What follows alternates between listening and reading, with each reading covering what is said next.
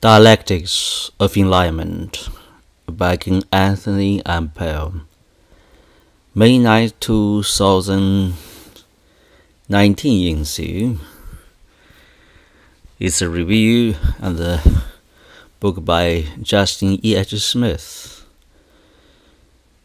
Irrationality, A History of the Dark Side of Reason, published by Princeton University Press. How enlightened was Enlightenment? Not a few critics have seen it as profoundly benighted. For some, it was a seedbed for modern racism and imperialism. The lie in the Enlightenment, one recent scholar has suggested, essentially meant white. Voltaire emphatically believed in the inherent inferiority of las negres, who belonged to a separate species or at least breed from Europeans. As different from Europeans, he said, as Spaniards from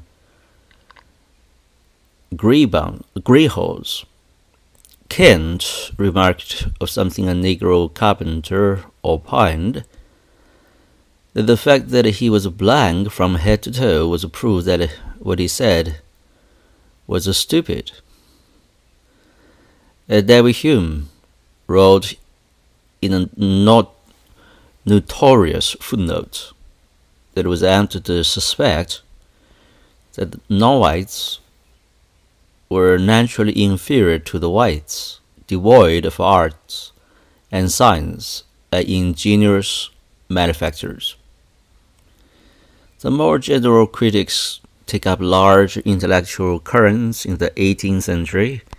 There was a systematic forays into physical anthropology and human classification, laid the foundation for the noxious race science that emerged in the 19th century. So did the rise of materialism. It became harder to argue that our varying physical carapaces hold equivalent souls implanted by God. A heedless sense of universalism, in turn, might encourage the thought that the more advanced civilizations were merely lifting up those more backward when they conquered and colonized them. For critics like John Gray, the Enlightenment's self-satisfied rationalism and belief in progress were bound to fuel notions for racial and civilizational hierarchy and can be linked to 20th century totalitarianism. Its toll continues. Liberal rationalism is, in Gary's view, an impoverished creed that has asphyxiated richer forms of life. That's why he says Western societies that rely on liberal Enlightenment values are plagued with anomie and nihilism.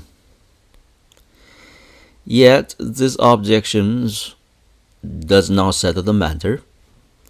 Expressions of prejudice from Kent to Hume are worth noting, not because they are peculiar to the so-called Enlightenment project, but precisely because they aren't so commonplace with such views that even these rarefied intellects weren't immune to them. What distinguished Voltaire from other Europeans was not his assumptions about the superiority of their stock, but his eloquent opposition to slavery and colonialism. The grand project of the era, the Encyclopedia, was rude about the Africans, but also filled with abolitionist fervor. Hume was no fan of slavery, mercantilism, and all the apprentices of imperialism. Adam Smith is a compatriot was more outspoken about these evils still. As for Kant, well, his views seem to have evolved. In her study, Kant, the Cosmopolitanism, 2012, the Dutch scholar Pauline Klingelt previously argued that in the 1790s, he moved away from hierarchical notions of human difference, partly under the influence of interlocutors like George Forster and Johann Gottfried Herder. He now offered a clear rebuke to slavery, imperial conquest, and Greek power dominion. Given that the slavery and imperialism are age-old practices, it may be more significant that so many Enlightenment figures oppose them, and that some of them, in some respects, accommodated them. What about the broader arguments? It's perfectly true that the sort of empirical physical anthropology that Johann Friedrich Blumenbach pioneered would turn toxic. But the Blumenbach himself was a skeptic of discrete types of hierarchies among them, viewing human beings as creatures continuous with the rest of nature, as the philosopher Justin E. H. Smith argued in his valuable 2015 book, Nature, Human Nature, and Human Difference. E is a way for the race science of the 19th century, but human beings are, in important ways, continuous with the rest of nature. The answer to bad science is good science, not no science. So far, I've been using the term Enlightenment in its most conventional sense, referring to an 18th century transnational movement that celebrated reason and was centered on philosophies and physiocrats in France, Les Luminaires. But they had important branch offices in Prussia, as Diane of Cologne. Well, that must be German. Italy, La Illuminismo,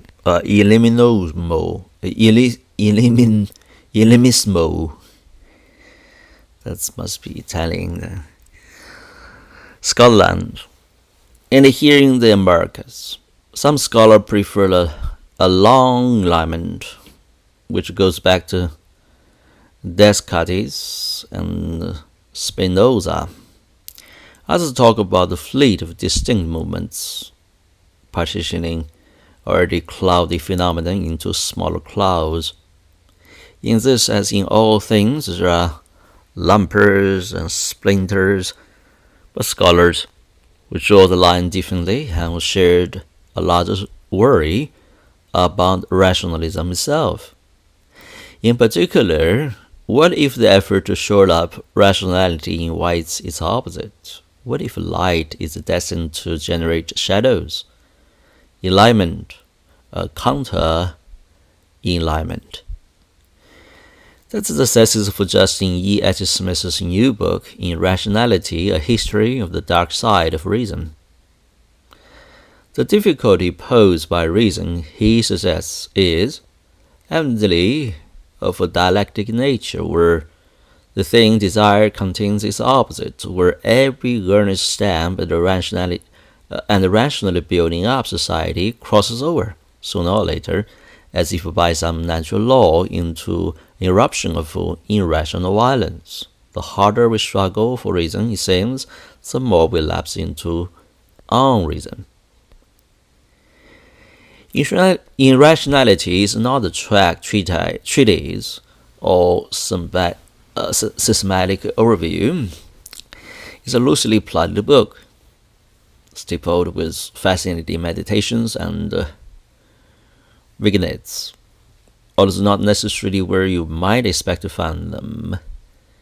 In addition to chapters on logic and on enlightenment, there are chapters on dreams and what people had made of them over the centuries, on art, including a Pelagian's account of Isaac Babel's litho filling out with the Soviet authorities, on fluid science, including a discussion of creation science, museum, and the nature of flat earth theory, on the internet, deplored as a Shiva-like destroyer, on animal cognition, including assessment of the Willy Wrigley octopus, on death, including a visit with Tolstoy's Ivan Levitch. Exemplars of irrationality ranged from one King Derrida to Donald Trump. Exemplars of hyper-rationality, Gottfried Wilhelm Leibniz, the AI researcher Eliezer Yudkowsky, do not always come off much better. It's best to read the book as assortment of mini essays. It is best sealed without the sergeants. At one point, Smith ruminates on the meanings of the far right and wonders whether the irrationalism in segments of the 1960s New Left has reappeared with the opposite ideological spin. Pep the Fog owes more to Abbie Hoffman than to William F. Buckley. By certain measures, Trump himself has more in common with, say, Wavy Gravy than with Richard Nixon or Ronald Reagan. In Discussion for Lies, he ponders the troublesome phrase, the whole truth. The whole truth will be an infinite concatenation of mostly irrelevant facts. So we do not tell the whole truth, we tell carefully crafted stories, and we do this even when our moral purpose is to tell the truth. Elsewhere, he compares the fear of flying with racism, which might seem like another rational phobia. Why do we insist on intellectual justifications for the second while freely admitting the irrationality of the first? Perhaps it is because the Wolfian suffers through in-flight turbulence with a deep sense of solitude, he conjectures, while the racist enjoys solidarity with the people not in the despised race. A particularly delightful story in the book concerns an 1850 proposal from the Pasilanic sympathetic campus, a set of relay circuits for the projection of thoughts over distances that would be powered by telepathic sniles. Smith suggests that the fact that our technologies can be imagined even before they are technologically feasible shows the continuity that underlie seeming transformations. The Internet of Molochs then promotes reflections on Russian interference in the 1916 election, where social media and the way the St. Petersburg Troys mobilized activists on the left and the right. The Internet, he says, has destroyed or is in the process of destroying long familiar objects, televisions, newspapers, musical instruments, clocks, books. It's also destroying institutions, stores, universities, banks, movie theaters, democracy. Before long, he is arguing with Judith Butler's series of gender and lamenting the medium's preoccupation with identity, the rise of online cancel culture, Mo and Robespierre are invoked, and the vulnerability for moderates in the age of extremes.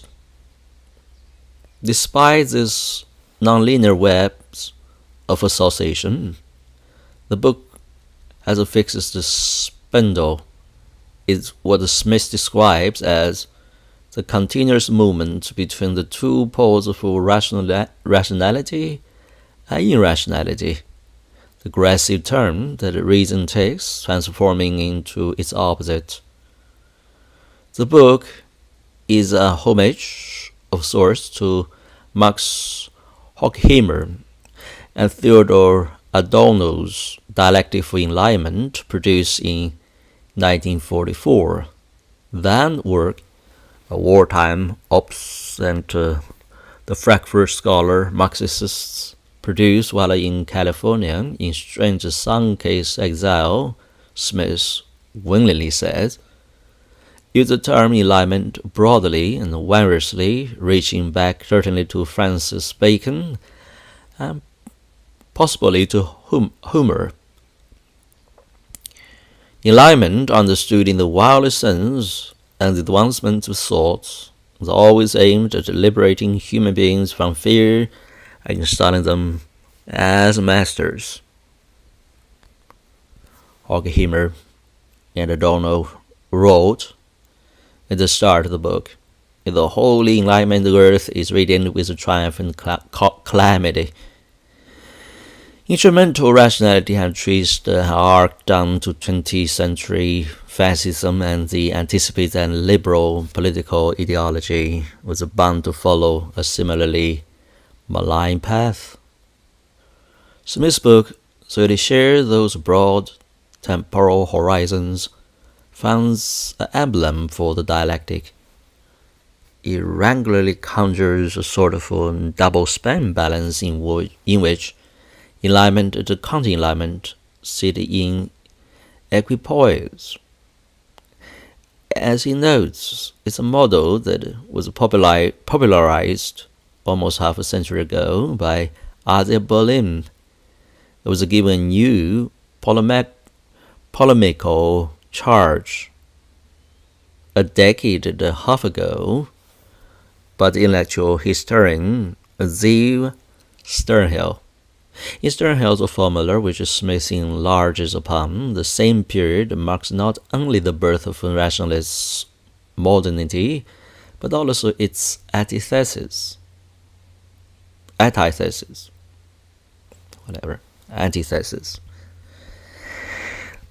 counter-enlightenment, in this sense, referred not to the worldly anniversaries of the philosophies to their numerous ecclesiastical or royalist opponents, but to a small number of intellectuals who are said to have developed a contrary body of thoughts, opposing universalism with particularism, rationalism with vitalism.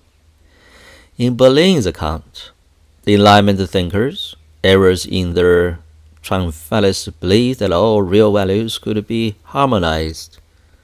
They fought the good fight against superstition and ignorance. Berlin marked once, so I'm on their side. Yet the hope is, and to be checked. Berlin was inclined to see Soviet communism as a curdled version of the Enlightenment project. That's so true. There was much to learn, he thought, from its counter-Enlightenment foes. In Batista Vico, Jinhin George Hammond, and heard Berlin saw danger, but also genuine insight into the plural nature of values. According to Berlin, this thinker recognized something crucial, that you could not neatly reconcile the Greek goals. You could not establish a Thomas Cook-style exchange rate between, say, freedom and equality. A choice must be made between them. It's by nature opposite, basically. It has to find the balance and some reconciliation. Sternhell's fierce miniature book, The Anti-Enlightenment Tradition, starts with roughly the same stage set, but paints over Berlin the hues of grey in black and white. The grey reminds of what Sternhell calls the Franco-Kantian Enlightenment, a birth and comfortably accommodates both Voltaire and Rousseau, created the basis for modern democracy, we are told, while the Counter-Enlightenment, examined by Edmund Burke and Herder, paved the way to fascism. There's a handful brigades, he suggests, separated Herder from Hitler, because Berlin found some fault with the Enlightenment, and some value in the likes of Herder. Sternhell denounced him as a conservative apologist for irrationalism and nationalism. Between Berlin and Sternhell, Smith doesn't take sides, or rather he is on the side of sides, the model of Enlightenment and Counter-Enlightenment, as opposing endeavors that are dialectically linked. That model is, after all, the clearest illustration his book says. Smith followed Berlin, talking about the hypocrisy and limitations of the Enlightenment. It's a philosophical spirit Smith thinks has a real genealogical link to the Bolsheviks and the Khmer Rouge. He follows Sternhell in saying the Counter-Enlightenment as proto-fascists. Herder's nationalism was soft while Hitler's was hard, Smith allows. But not how convincing is a basic distinction. Here are two 18th century European writers. One holds that the Jews are not Europeans, but Islamics, all of them born with raging fanaticism in their hearts, and the Britons and the Germans are born with blonde hair. I would not be in the least bit surprised if these people would not someday become deadly to the human race. Blacks are not men, except in their stature, with the faculty of speech of the sort and degree far distinct to others. He despises democracy and consorts with despots. The second writer favors the full enfranchisement of Jews, whom he thinks are owed an apology for centuries of abuse. He argues for human equality across nations, writes movingly about the ill use of humanity for Africans, and favors republican democracy. He believes in the love of humankind over the love of fatherland and cherishes individual autonomy. No individual has the right to believe that he exists for the sake of another individual or for the sake of posterity. The first Voltaire, of course. The second is Herder, the paragon for Berlin and the Sternhell alike. A Counter-Enlightenment thought. How did they turn this open-hearted humanist into an arch-enemy of Enlightenment? By offering a version of him that was tendentious to the point of a caricature. Berlin saw Herder as the father for cultural and ultimately every kind of nationalism in Europe, in ways driven by Herder's hatred for cosmopolitanism, universalism. In Sternhell's opinion, Herder and the hold on European thoughts, whose importance for the modern world can scarcely be exaggerated, and were much for the worse.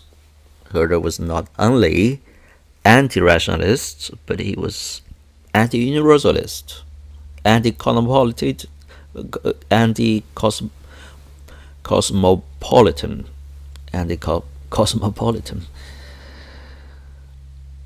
particularists, and by then were fact nationalistic. What is more, he was committed to the insignificance of the individual, cue the camps and the gulags. In fact, Herder was a beautiful Kant in the early 1760s and found much of value in Kant's work, which was an enduring influence on him. He was an enthusiast for Hume, too, along with the earlier work of Lord Shaftesbury. He was also deeply a cosmopolitan who railed against narrow nationalism and detested parochialism.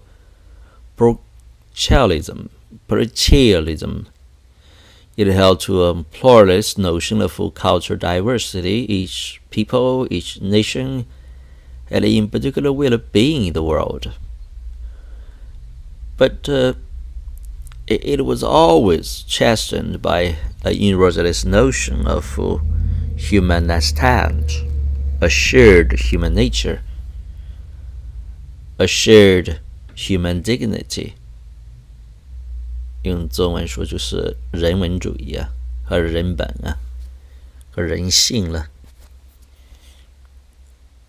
Far from advancing the insignificance of the individual, it cherished individuality and personal development in ways that filtered down to John Stuart Mill.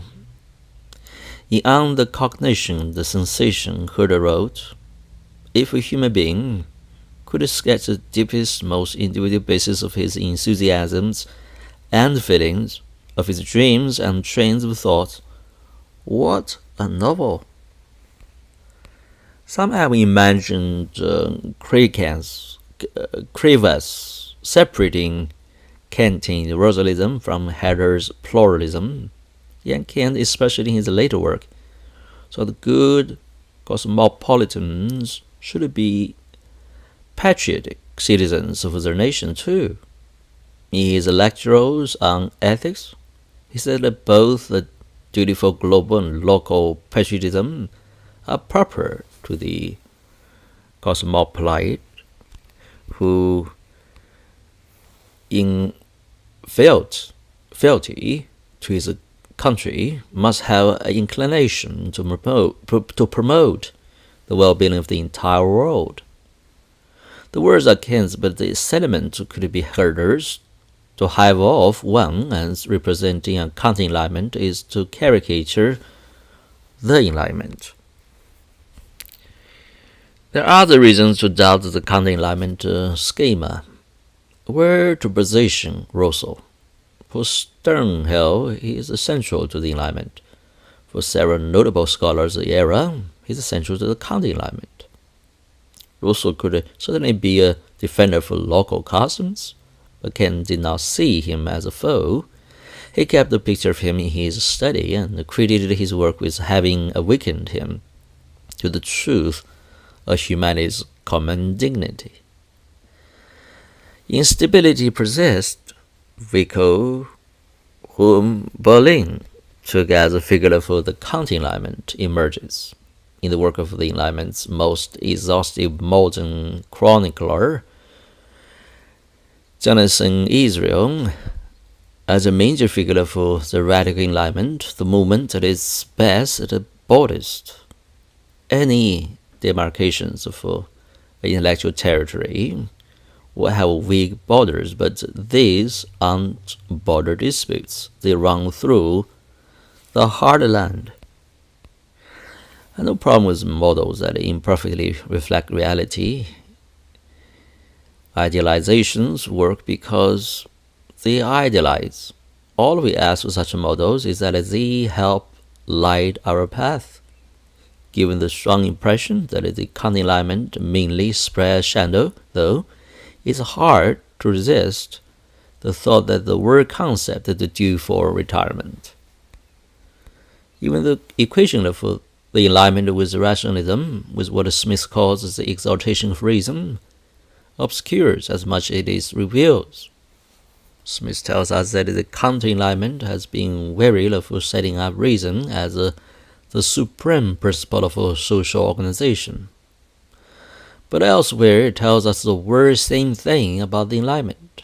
The great majority of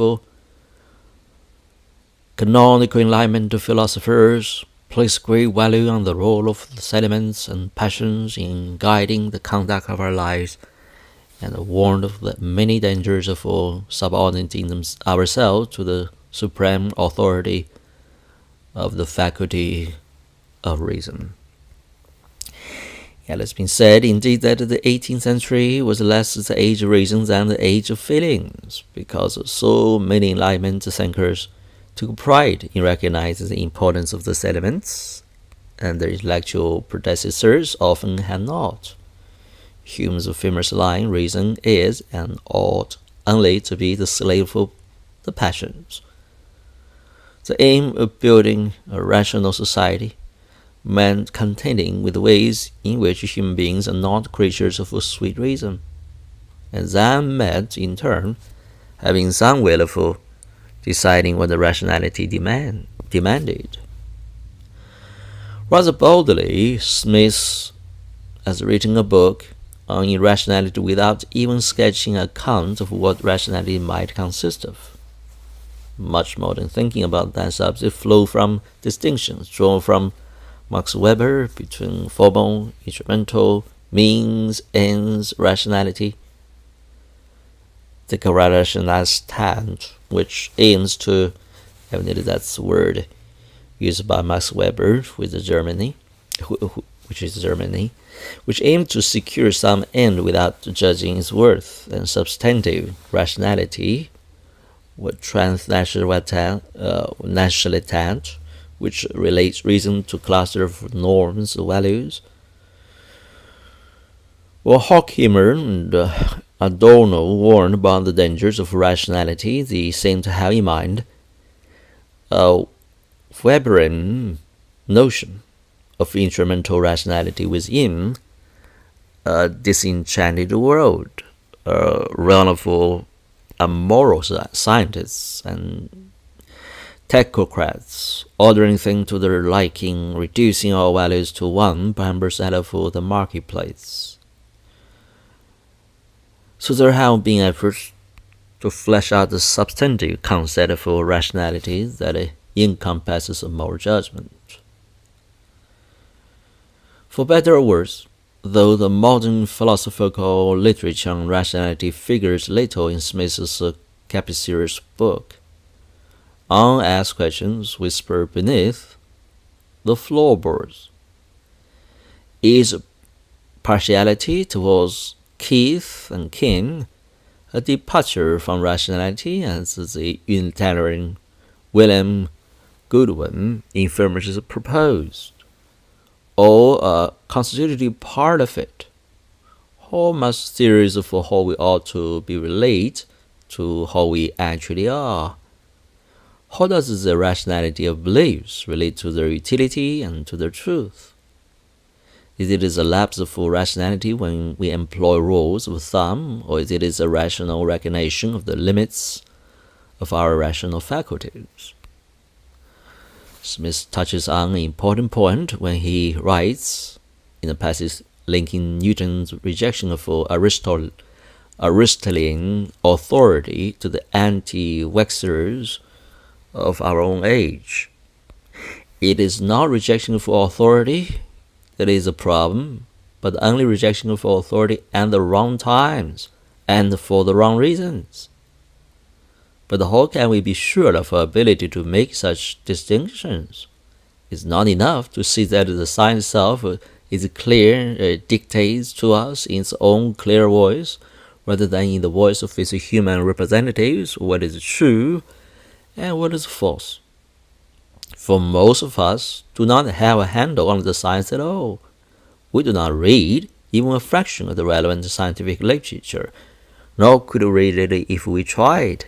Far less have we carried out the relevant experiments ourselves that this is so. The conclusion to be reached is that rationality in the critical sense is an individual attribute. Here I have sometimes found it convenient to distinguish between rationality as individual traits of reasonableness. The distinction I have in mind is between cognitive and practical procedures that are likely to be successful given the way the world is, which I have called rational, and procedures that a normal human being in the society has no reason to doubt will be effective, whether or not, in fact, they are, which I am called reasonable. My father, as was the norm among us of his generation, saw that there were many invisible spirits in the world who could advance his causes if he conformed to rules he had laid down. And he was taught that avoid eating bush meat, a stipulation with a particular ancient clan, was one of those rules. He was being reasonable, therefore, in his avoidance of eating bush meat. From an outside perspective, though, we can see that it's not rational, because there are no such spirits. Sorry, Dad. It's a critical fact that the cognitive division of labor in one societies provides each of us with epistemological resources far greater than any of that would fit between our ears. We can talk casually about entangled electrons, the Bantu migration, gram-negative diplocracy, and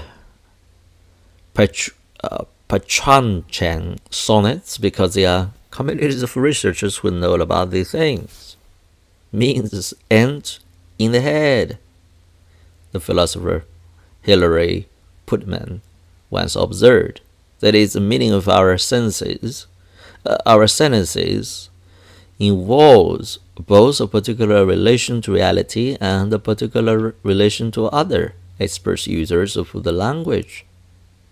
Rationality, a fortiori, isn't in the head either. It's something we do with one another and the world. To learn about illness, my ancestors might have consulted a village priest. Today, we might send a blood sample off to a lamb. On the individual level, my ancestors, acting on the basis of trusted authority, weren't less reasonable than we are. But the analysis of rationality must expand beyond the individual level, where traditional belief practice and natural science differ is as institutions. The social organization of inquiry makes all the difference. The structural irrationality that allowed Trump to end up where he never would have ended up is one that in part channels the irrationality of individual members of society, Smith writes. But it ends up there in part also as a result of a poorly designed system by disorder in the way things are set up. Gerrymandered voting districts that have no plausible justification in the language of democracy. An electoral college that trumps popular will, the mass medium that makes it effectively impossible for the low information voter to apprehend what the relevant political issues in the campaign are. Here, with a sense of crisis near at hand, Smith allowed himself the technocratic language of Weberian rationalization, contributing to the spread of conspiracy theories like Pizzagate, the flawed offering of Quinnon. He says, it is structural irrationality, the failure for algorithms to ensure serious political debate. The observation is eminently plausible, but notice that it's about compounding irrationalities. What guidance provided by Smith's central dialectic in which reason turned into its opposite? Should we conclude that the rational solutions in improved algorithms, better voting systems are bound to worsen the underlying irrationality? Smith said that irrationality is humanly ineradicable, and that efforts to eradicate it are themselves supremely irrational. But the efforts he largely has in mind, it seems, are effort to manage human irrationality, not to eradicate it, and such effort can be given old-fashioned rationalist names: good governance, prudent policy. Smith says at one point that we consider the legacy of the Enlightenment in a far more cautious way than the usual presentation of the binary options to accept or reject would dictate. It would be tempting instead simply to echo Gandhi's apocryphal response to the question of what he thought about the Western civilization. It would be a good idea. For Enlightenment is a project. That has not been and cannot be completed.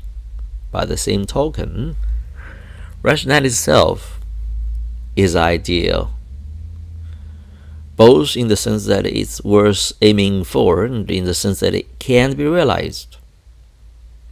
Yet no principle of cultural physics stipulates that every action must produce an equal and opposite reaction. That rationality is inherently a self-poisoning phenomenon. We can't solve all human problems with reason alone, but we can't solve any of them without it.